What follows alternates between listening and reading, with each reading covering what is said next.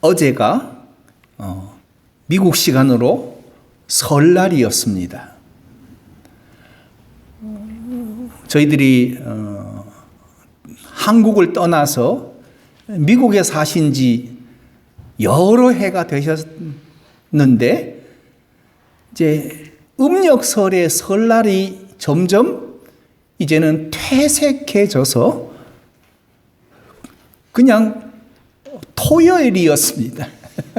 설날이 아니라 오늘 그냥 세러데이였을 뿐입니다.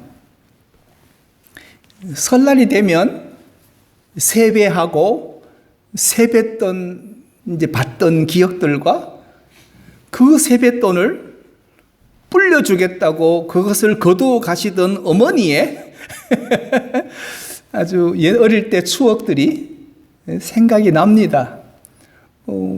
내가 세배해서 받았는데 그 돈을 왜 가져가는지 그때는 이유를 몰랐습니다.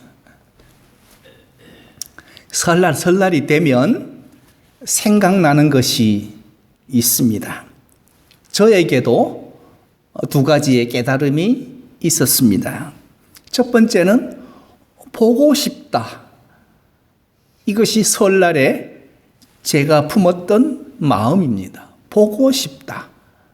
물론 육신의 부모도 보고 싶고 친구도 보고 싶지만 제가 보고 싶은 것은 믿음 안에서 선한 교제를 나누던 믿음의 선배들과 그리고 믿음의 어르신들을 지금은 볼 수 없는데 믿음의 사람들을 보고 싶다.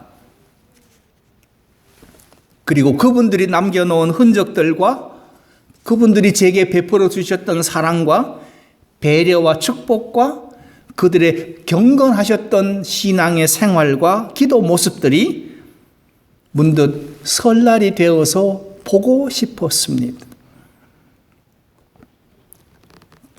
우리도 우리 자녀들에게 그리고 우리 후세들에게 어떤 신앙의 모습으로 남겨질까? 그들도 오랜 세월이 지난 후에 오늘의 우리를 보고 싶어 할까를 생각해 보았습니다. 두 번째 설날에 깨달은 것은 지금의 나의 모습을 보면서 실망하고 그리고 쓸쓸한 미소를 지었습니다. 왜냐하면 우리의 삶이 악의 다툼과 번뇌와 작은 것에 목숨을 걸고 나태하고 게으르고 잘못된 행실을 살면서도 우리는 알지 못하고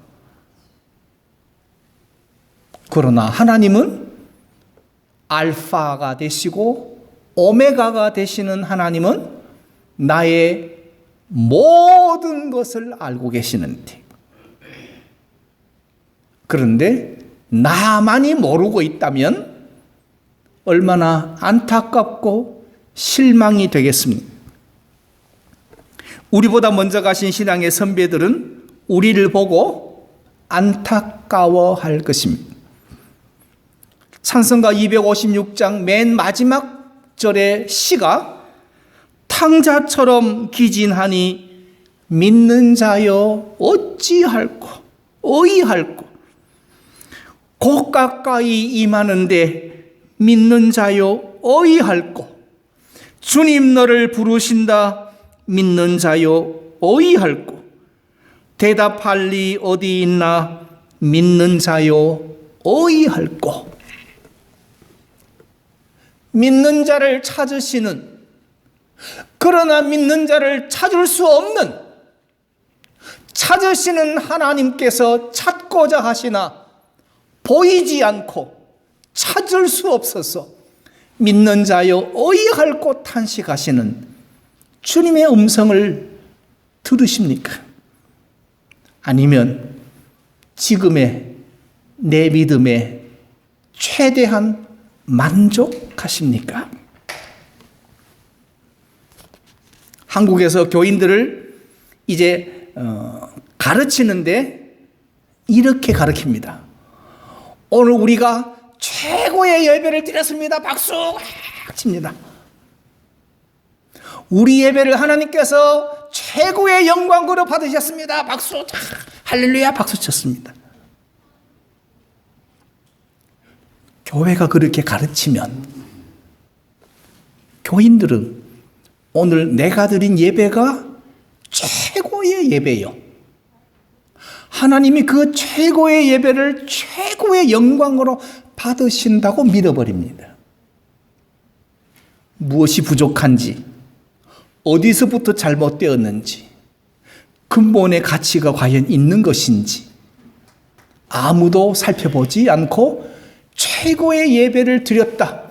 하나님께서 우리 예배의 모든 영광을 다 받으셨습니다. 할렐루야로 그렇게 스스로를 믿어버리고 어깨가 으쓱하고 목에 코다지게 마련입니다. 이것을 성경은 교만이라고 말합니다. 이 시대는 가치관의 전쟁의 시대입니다. 최근 한국에서도 가치관의 전쟁이 일어나고 있듯이 말입니다. 오늘의 본문을 함께 읽었던 말씀 가운데서 마음의 중요함을 말합니다. 소경이 소경을 인도할 수 없다. 내 눈 속에 있는 들보를 보지 못하면서 어떻게 형제의 눈에 있는 티를 말하느냐. 못된 열매를 맺는 좋은 나무가 없고 좋은 열매를 맺는 못된 나무가 없다. 나무는 각각 그 열매로 안다. 선한 사람은 마음에 쌓은 선에서 선을 내고 악한 자는 그 쌓은 선에서 악을 낸다. 이는 마음에 가득한 것을 입으로 말합니다. 마음의 중요성, 즉 가치관의 중요성을 말씀한 것입니다. 나쁜 열매를 심으면, 나쁜 나무를 심으면 나쁜 열매를 맺을 수밖에 없습니다. 좋은 열매를 맺고 싶다면 반드시 좋은 나무를 심어야 합니다. 사과나무에서는 사과의 열매를 얻고 배추씨를 뿌리면 거기에서는 무가 나는 것이 아니라 배추가 나게 됩니다. 결국 씨가 무엇이냐, 뿌리가 무엇이냐가 열매를 결정합니다. 아무리 사과나무를 맺고 싶어도 사과 씨, 사과의 뿌리가 아니면 사과가 열리지 않습니다. 사람도 마찬가지입니다. 마음에, 생각에 무엇을 품고 사느냐에 따라서 그 생각에 의해서 말하고 행동하고 인생의 열매가 나타납니다. 이런 말이 있습니다. 우리의 생각이 변하면, 즉 가치관이 변하면 행동이 변하고, 행동이 변하면 습관이 변화되고, 습관이 변화되면 성품이 개선되고, 성품이 개선되면 운명이 바뀐다. 운명이 변한다라고 말합니다. 그만큼 생각이 중요하고 마음이 중요하다는 말입니다. 근데 그 마음과 생각은 무엇을 중요시하고 사느냐라는 가치관에 의해서 결정이 됩니다. 무엇을 중요하게 생각하느냐? 먹고 살고 입는 게 중요하냐? 그렇지 않으면 복음으로 사는 것이 중요하냐? 그것이 내 가치관입니다.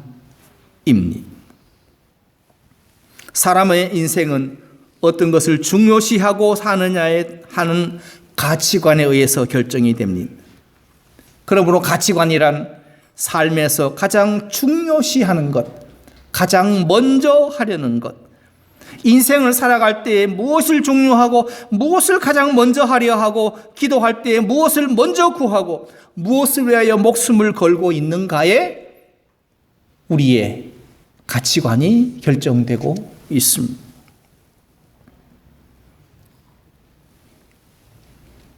미국의 유명한 부호 가운데 락펠러가 있습니다. 그는 33살 때에 이미 그는 백만장자가 되었고 53세 때에는 억만장자가 됐습니다. 그런데 이 락펠러에게 불치의 병이 있었습니다.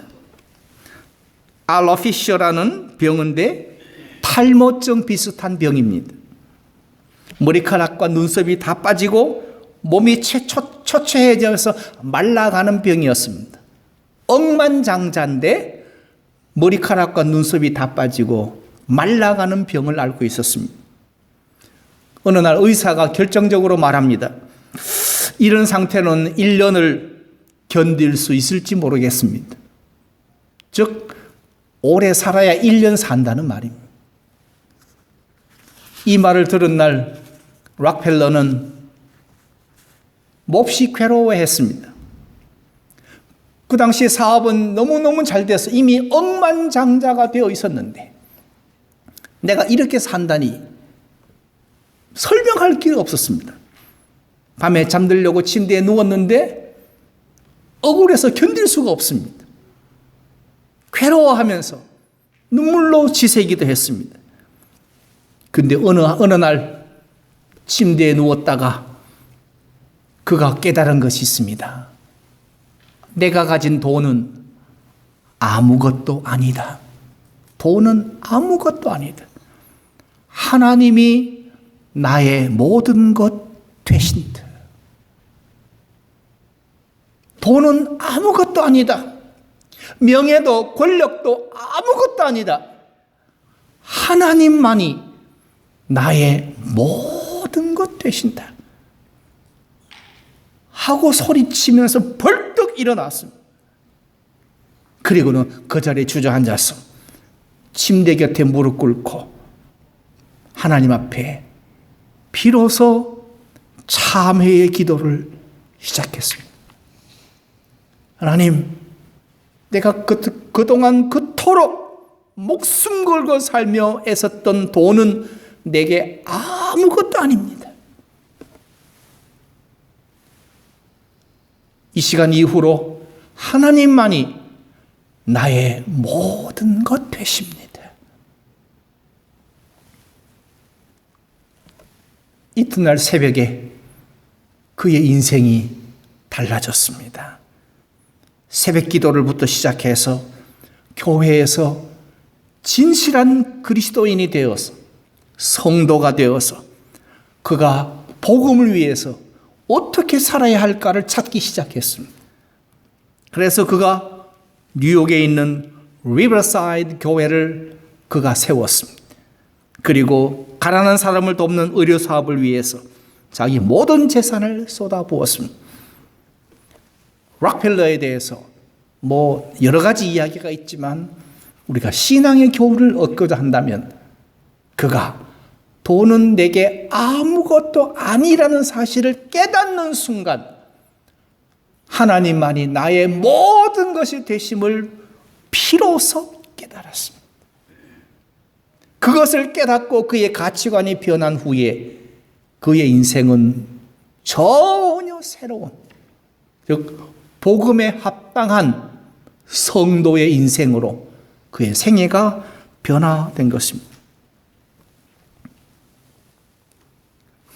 그렇다면 성경에서 가치관이 변화된 수많은 사람 가운데 우린 두 가지의 사례의 말씀을 나누고자 합니다. 첫 번째가 갈릴리 어부 시몬 베드로의 이야기입니다.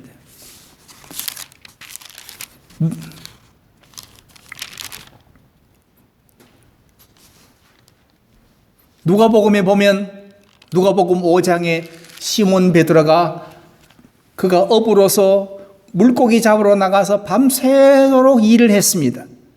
그물을 던지고 또 던지고 또 던졌습니다. 그는 자신의 직업에 충실했습니다. 그리고 경험에 따라서 최선을 다했습니다. 고기가 있을 만한 곳은 샅샅이 뒤졌습니다. 그리고 모든 그물을 다 내렸습니다. 그러나 이튿날 새벽에 그의 배는 텅텅 비었습니다. 성경은 이렇게 말씀합니다.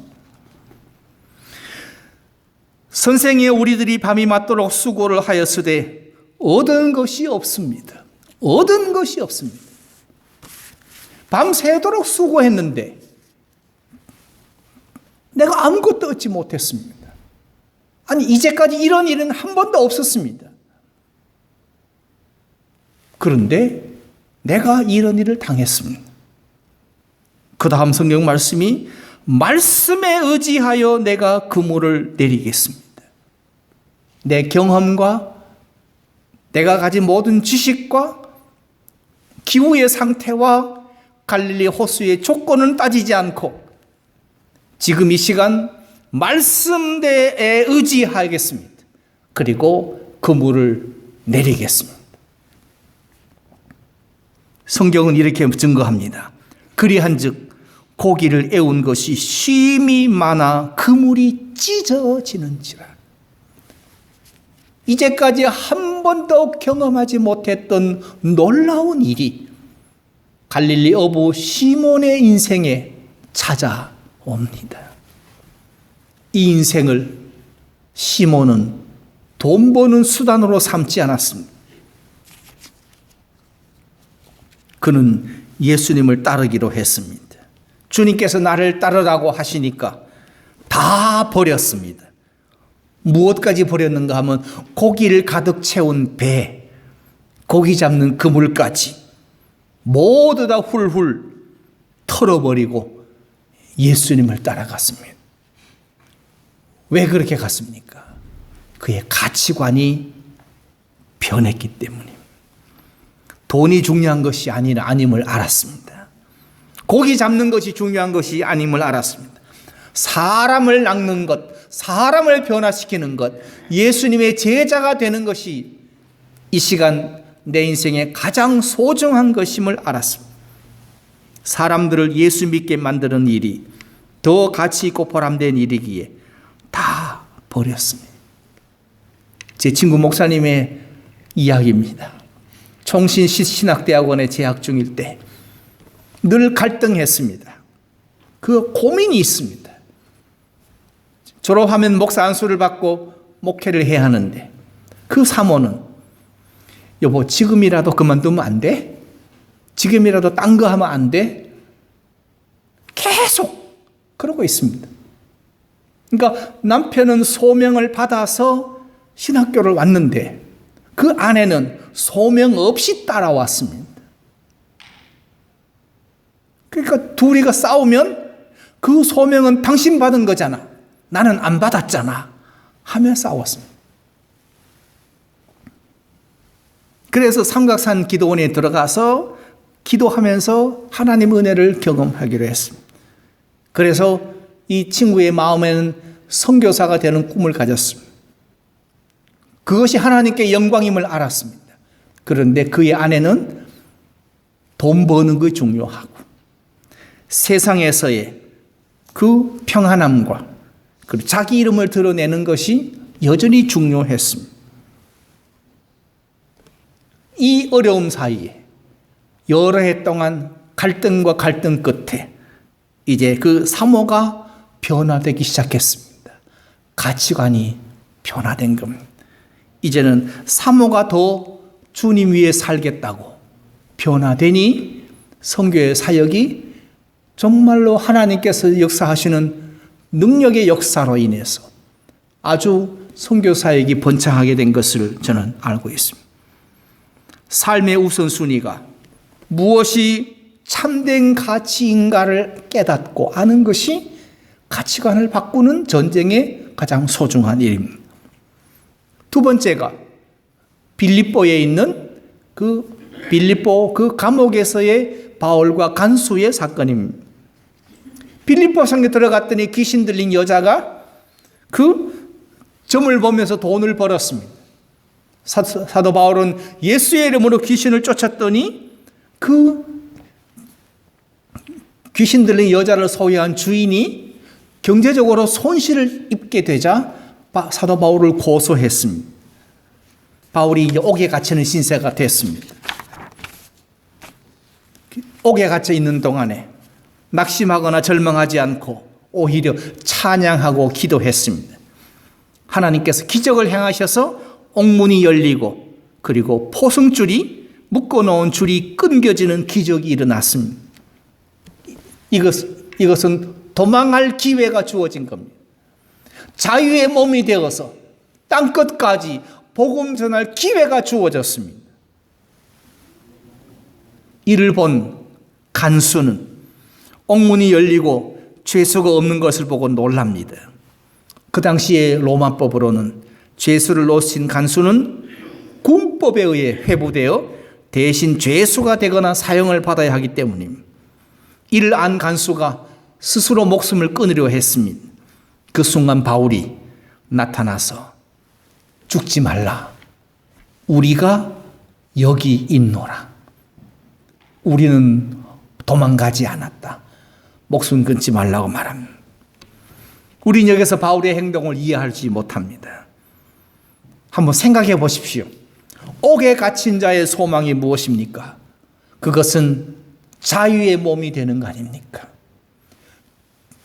복음 전도자가 되어서 복음을 전하다가 옥에 갇혔는데 빨리 자유의 몸이 되어 더 많은 복음을 전해야 하지 않겠습니까? 그런데 도망갈 길이 열렸는데도 도망가지 않고 제 발로 다시 옥에 걸어 들어옵니다. 왜? 바울의 가치는, 바울의 사명은 영혼 구원에 있었습니다. 자유의 몸보다 간수의 영혼을 구원하는 데 있었습니다.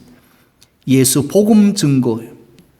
그래서 간수를 구원하려고 다시 돌아왔습니다. 또 반대로 간수를 한번 생각해 보십시다. 간수의 일은 죄수를 도망가지 못하게 하는 일인데 바울과 실라가 자기 발로 간수 앞에 다시 나타나자 간수가 한 일이 무엇입니까? 옳다구니 하고 다시 잡아서 사람을 가두고 해야 되는데 그러지 않습니다.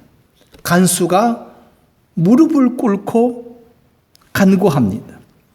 우리가 어떻게 하여야 구원을 받으리까? 지금 바울도 이해할 수 없고 간수도 이해할 수 없습니다. 왜냐하면 바울과 간수의 가치관과 세상에 때가 묻은 우리의 가치관이 하늘과 땅의 차이처럼 다르기 때문입니다.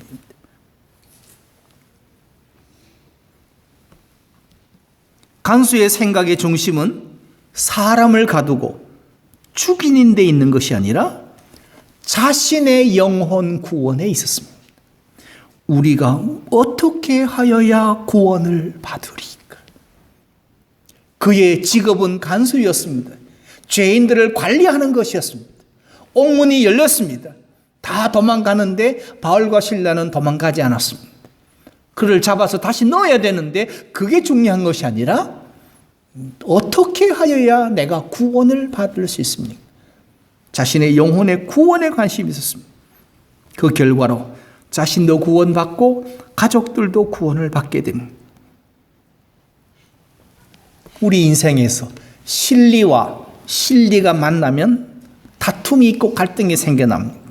그러나 실리를 내려놓고 가치를 추구하게 되면 실리는 사라지고 다툼도 없어지고 오히려 기쁨과 보람만 남습니다. 우린 돈 하며 삽니다. 아이가 태어나서 한 살짜리 첫 돌 그 잔칫날에 돌잡이 하면서 뭐 실하고 뭐 연필하고 돈을 놓고는 돈 잡으라고 막 사람들이 합니다. 그렇게 좋아합니다. 출세, 자기 잘됨, 자기 드러냄, 이런 실리와 실리가 만나면 끊임없이 다툽니다. 그러나 참된 것, 선한 것, 즉 쉽게 말하면 하나님이 원하시고 찾으시는 것을 하면 다툼도 없고 거기는 보람과 기쁨과 감사가 있습니다. 이제 우리의 가치관이 변화되어야 할 시간입니다.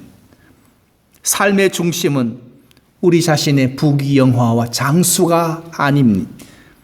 평안함이나 출세나 잘됨과 오래 사는 것이 아닙니다. 우리의 가치관은 오직 예수 복음. 오직 예수 복음. 심지어 이 예수 복음을 위하여 나는 죽어도 좋다. 록펠러가 깨달았던 것처럼 돈은 이제부터 내게 아무것도 아닙니다. 하나님만이 이제부터 나의 모든 것 되십니다. 복음 이외의 것은 내게 필요할지언정 중요하지 않습니다. 먹고 살고 입는 것 필요합니다. 그러나 내게 가장 생명처럼 소중한 것은 예수요 복음입니다. 그것이 성도다워지는 것이고 교회답게 되는 것 아니겠습니까? 사도 바울은 빌립보서 1장 20절 21절에서 이렇게 말합니다. 나의 간절한 소원과 나의 간절한 기대와 소망을 따라 아무 일에든지 부끄럽지 아니하고 오직 전과 같이 이제도 온전히 담대하여 살든지 죽든지 내 몸에서 그리스도가 존귀히 되게 하려 하나니 이는 내게 사는 것이 그리스도니 내가 죽는 것도 유익함이니라. 죽는 것도 예수를 위해 죽는다면 나는 감사할 것입니다. 찬송할 것입니다.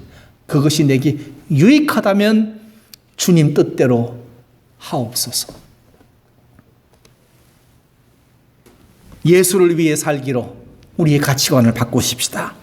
다른 사람을 살리고 복음을 전하고 생명을 구원하고 하나님 나라를 확장하는 일을 위해서 살아서 우리 산호세 방주교회가 교회다운 교회, 성도다운 성도가 되어지는 2020년도에 되기를 바랍니다.